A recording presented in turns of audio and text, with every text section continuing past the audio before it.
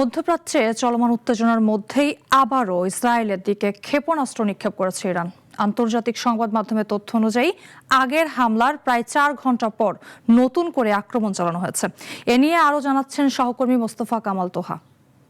ইসরায়েলের চলমান আগ্রাসনের জবাবে শনিবার রাত থেকে ইসরায়েলকে লক্ষ্য করে একাধিক দফায় ক্ষেপণাস্ত্র ছোড়ে ইরান। বিশেষ করে তেল আবিবকে লক্ষ্য করে কয়েকবার হামলার চেষ্টা করা হয়। রাতভর ইসরায়েলের বিভিন্ন লক্ষ্যবস্তুতে হামলার চেষ্টা চালালেও সময়ের সঙ্গে সঙ্গে ইরানের ক্ষেপণাস্ত্র নিক্ষেপের পরিমাণ কিছুটা কমে আসে। তবে এসব ক্ষেপণাস্ত্রের কোনোটি সরাসরি লক্ষ্যবস্তুতে আঘাত হেনেছে কিনা সে বিষয়ে এখনও নিশ্চিত তথ্য পাওয়া যায়নি। এছাড়াও ইসরায়েল ও বিভিন্ন দেশে অবস্থিত মার্কিন ঘাঁটিগুলো লক্ষ্য করে ক্ষেপণাস্ত্র ও ড্রোন হামলা চালিয়েছে ইরান।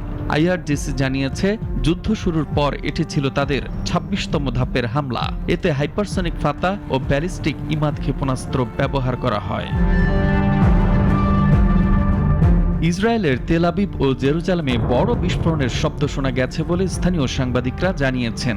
ইরানের হামলায় সৌদি আরবের প্রিন্স সুলতান বিমান ঘাঁটি, সংযুক্ত আরব আমিরাতের আল দাফরা বিমান ঘাঁটি এবং কুয়েতের আলী আল সালেম বিমান ঘাঁটি লক্ষ্যবস্তু করা হয়েছে বলে বিভিন্ন সূত্রে জানা গেছে।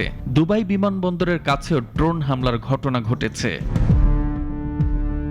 সকালে নতুন করে হামলার পর ইসরায়েলের মধ্যাঞ্চল ও উত্তরাঞ্চলের বিভিন্ন এলাকায় সতর্কতামূলক সাইরেন বেজে ওঠে। সম্ভাব্য ক্ষেপণাস্ত্র হামলার আশঙ্কায় স্থানীয় বাসিন্দাদের সতর্ক থাকতে বলা হয়।